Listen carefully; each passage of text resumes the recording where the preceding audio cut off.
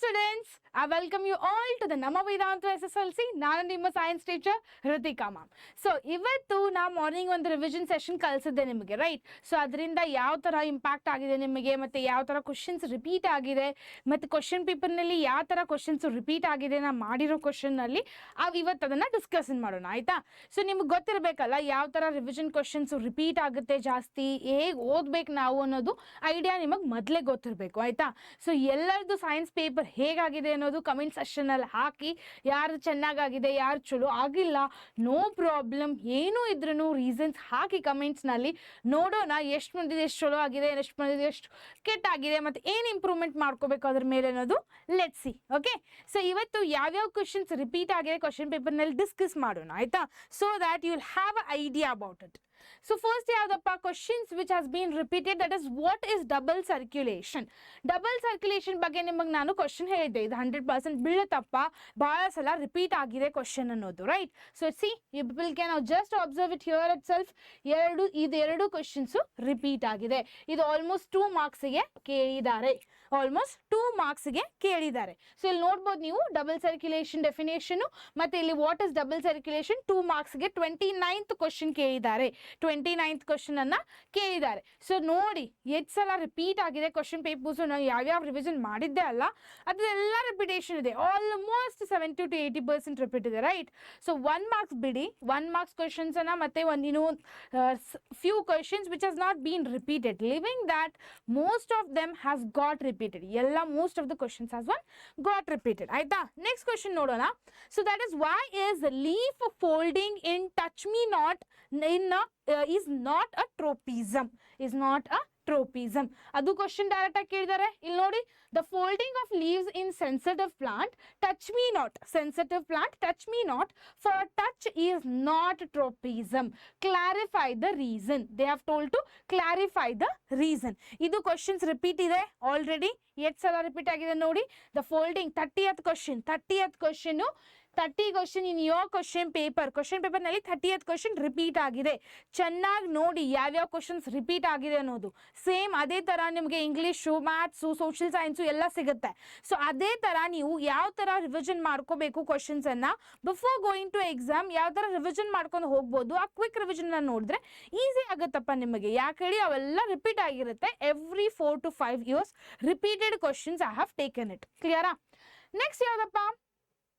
Next, essential material for the thiosin. Okay, essential material for the thyroxine. So adu matte that is iodine and gland that secretes the insulin. Iveru question repeat agidave. Adu 31. You can just check it out. 31th question. Name the following. That is the mineral essential for the production of a thyroxine hormone. Matte innondu yadappa? The gland that secretes the insulin hormone. That is what? Iodine and pancreas. Iodine and pancreas. This also question has been repeated in your question paper. Theta. Next ಏನಪ್ಪ? Hormone for a stem growth towards the light. It is auxin. So nodi, the mineral essential for the production of a thioxine hormone and the photosynthesis, the growth of phototropism. Phototropism ಕೇಳಿದ್ದಾರೆ, growth of the parts towards the light regulated by a auxin. So this also question has been repeated.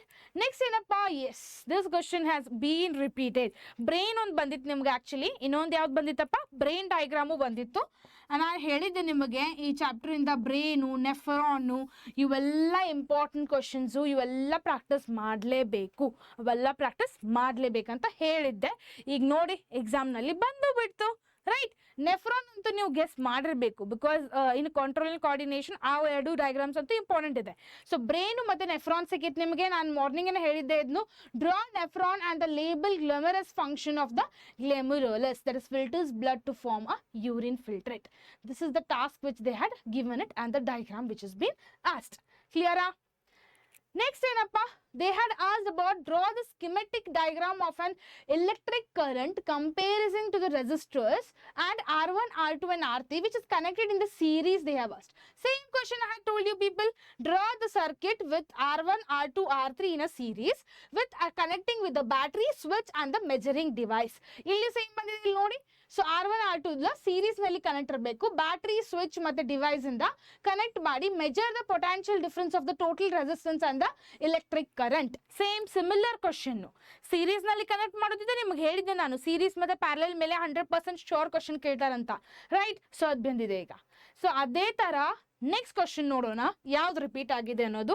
Next ಯಾವ್ದಪ್ಪ, find the amount of the charges. Find the amount of the charges in a circuit if 1 ampere of current flows for a 5 minutes in the circuit. 5 minutes in the circuit.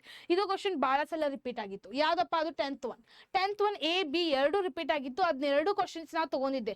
Potential difference ಒಂದು ಮತ್ತೆ charge following ಒಂದು. 1 ampere for 5 minutes. ಕ್ಲಿಯರಾ? C ಇದು question repeat ಆಗಿದೆ.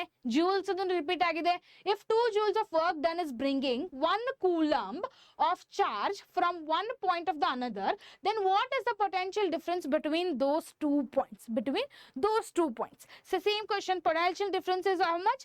2 joules work and coulomb is the charge. Just substitute in the formula. V is equal to W divided by Q. Work done ಎಷ್ಟು ಕೊಟ್ಟಿದಾರಪ್ಪ? 2 joules ಅಂತ ಕೊಟ್ಟಿದ್ದಾರೆ. So ಅದನ್ನ ನೀವು completely ಬರ್ದಿರ 2 substitute ಮಾಡಿ Q ವ್ಯಾಲ್ಯೂನ 1C ಅಂತ ಕೊಟ್ಟಿದ್ದಾರೆ ಆಲ್ರೆಡಿ, ಅದನ್ನು ಸಬ್ಸ್ಟಿಟ್ಯೂಟ್ ಮಾಡಿ 2/1 is equal to how much? 2 volt. ಕ್ಲಿಯರಾ? This also don't forget it. So ಈ ತರ ಕ್ವಶನ್ಸ್ ಬಹಳ ರಿಪೀಟ್ ಆಗಿದೆ ಸೈನ್ಸ್ ಪೇಪರ್ ನಲ್ಲಿ, ತಿಳಿತಾ? ನೆಕ್ಸ್ಟ್ ಕ್ವಶನ್ ನೋಡೋಣ. ಓಕೆ, ಇದು ಕೆಮಿಸ್ಟ್ರಿದು. ಓಕೆ, ಆಸಿಡ್ ಬೇಸ್ ಇಂದ ಏನ್ ಬಂದಿದಪ್ಪ? Write the molecular formula at any one of this using follows. See same question has been repeated here. Bleaching powder, plaster of Paris and sodium carbonate. So ಅದ್ರದ್ದು uses ಬರ್ಲಿಕ್ಕೆ ಹೇಳಿದ್ದಾರೆ. ಅದು uses already ನಾವು discuss ಮಾಡಿದ್ವಿ revision class ನಲ್ಲಿ, right? So next ಏನಪ್ಪ, what is a strong acid? Here see, what is a strong acid and what is helps the tooth decay caused, and mention the measure that is followed to prevent the tooth decay. To prevent the tooth decay, illi same ide. The strong acid fully ionizes in the water. A strong acid which will fully ionize in the water. Example, we can take it as HCl. And this tooth decay is caused by the acids from the bacteria enduring the animal. Enduring the animal. So how the prevention will be done? You need to brush it with the fluoride toothpaste. You need to brush it with the fluoride toothpaste. ಇದನ್ನ question ಬರೆದಿದ್ರೆ 100% ನಿಮಗೆ full marks ಸಿಗುತ್ತೆ. ಕ್ಲಿಯರಾ? So ಇದು question repeat ಆಗಿದೆ 23 ಮತ್ತೆ 24 ಎರಡು question repeat ಆಗಿದೆ.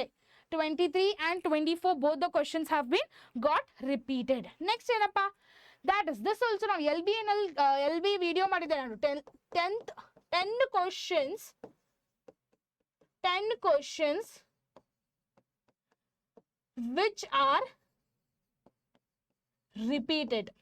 So ಇದ್ರ ಮೇಲೆ ಒಂದು ವಿಡಿಯೋ ಮಾಡಿದ್ದೆ ನಾನು. Okay, LB based. ಸೊ ಅದರಲ್ಲಿ ಇದು ಕ್ವಶನ್ ಕೇಳಿದ್ರು, what is the right hand thumb rule ಅಂತ ಬಹಳ ಸಲ ಕೇಳಿದ್ರಂತ ನಾನು ವಿಡಿಯೋ ಮಾಡಿದ್ದೆ. ಅದರ ಮೇಲೇನು ಕ್ವಶನ್ ಬಂದಿದೆ.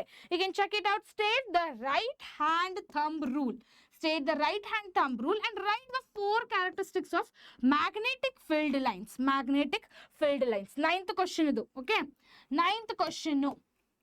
This is the 9th question which they have asked it a lot of times. Clear? This is the 9th question which they have asked it. Illi nodi, idanna already discuss madidvi, same question bandide. Clear? So this is how the questions has been asked. This is how the questions has been asked. So ನಾನು already ನಿಮಗೆ in case ಇದು important ಅನಿಸ್ತಿದೆ ನೋಡಿ ನೀವೇ check ಮಾಡಿ. Almost 7 to 8 almost 10 questions ಅಂದ್ರೆ consider ಮಾಡ್ಬೋದು. Okay, 10 questions repeat ಆಗಿದೆ. 10 ಕ್ವಶನ್ಸ್ ಅಂದ್ರೆ ಎಷ್ಟು ಮಾರ್ಕ್ಸು? ಪಾಸಿಂಗ್ ಮಾರ್ಕ್ಸ್ ಆತಲ್ಲ, ಆರಾಮಾಗಿ ಪಾಸ್ ಆಗ್ಬೋದು ನೀವು, right? So make sure to subscribe to the ನಮ್ಮ ವೇದಾಂತು SSLC. ಸೊ ಅಲ್ಲಿಂದ ನಿಮಗೆ important questions, important notes, important ಯಾವ್ಯಾವ ಥರ ರಿಪೀಟೆಡ್ ಕ್ವಶನ್ಸ್ ಇದೆ ಅವೆಲ್ಲ ಕೊಡ್ತೇನೆ. ಇವತ್ತು ಮಾರ್ನಿಂಗ್ ಇದನ್ನ ವಿಡಿಯೋ ಹಾಕಿದ್ದೆ ನಾನು. ಸೊ ಅದ್ರ ಮೇಲೇನು ಕ್ವಶನ್ಸ್ ಭಾಳ ಬಂದಿದೆ. ಯಾವ ಕ್ವಶನ್ಸ್ ನಾವು ರಿವಿಷನ್ ಮಾಡಿದ್ದೆ ಅವೆಲ್ಲ ಕ್ವಶನ್ಸ್ ಆಲ್ಮೋಸ್ಟ್ ಬಿದ್ದಿದೆ. ಸೊ ಇದೇ ಥರ if you people will follow the ನಮ್ಮ Vedantu SSLC, you will have a quick revision session every morning before you go to the exam. Okay, so ಎಕ್ಸಾಮ್ಗೆ ಹೋಗೋಕ್ಕಿಂತ ಮೊದಲು ನಿಮಗೊಂದು ಕ್ವಿಕ್ ರಿವಿಷನ್ ಸಿಗುತ್ತೆ. ಯಾವ್ಯಾವ ಕ್ವಶನ್ಸ್ ರಿಪೀಟ್ ಆಗಿದೆಯಪ್ಪ ಅವನ್ನ ಜಾಸ್ತಿ ಕಾನ್ಸಂಟ್ರೇಟ್ ಮಾಡಬಹುದು. ಹೋದ ತಕ್ಷಣ ಅವೇ ಕ್ವಶನ್ಸ್ ಬಿದ್ದಿದ್ದು ಅಂದ್ರೆ ಫಸ್ಟ್ ಅದನ್ನೇ ಬರೆದ್ಬಿಡಿ, right? Simple as it is. So ಅದಕ್ಕೆ ಹೇಳೋದು make sure to follow and subscribe and make the notification on. ಅಂದರೆ ನಿಮಗೆ ವಿಡಿಯೋ ಬಂದ ತಕ್ಷಣ, ರೆಕಾರ್ಡ್ ಆಗಿದ್ದು ಬಂದ ತಕ್ಷಣ ನಿಮಗೆ ನೋಟಿಫಿಕೇಶನ್ ಬರುತ್ತೆ, ಈಸಿ ಆಗುತ್ತೆ ನಿಮಗೆ ನೋಡಲಿಕ್ಕೆ, ತಿಳಿತಾ? So don't miss out such information videos to you people. If you people will miss such videos then ನಿಮ್ಮದೇ ಲಾಸ್ ಅಲ್ಲ, ಸೊ ನಿಮ್ಮದು ಲಾಸ್ ಆಗೋದು ಬೇಕಿದೆನಾ? ಸೊ ಅದಕ್ಕೆ ಹೋಗಿ ಸಬ್ಸ್ಕ್ರೈಬ್ ಮಾಡಿ. Till then see you everyone, see you in the next video on Monday. Stay tuned for that. Clear? Till then see you everyone.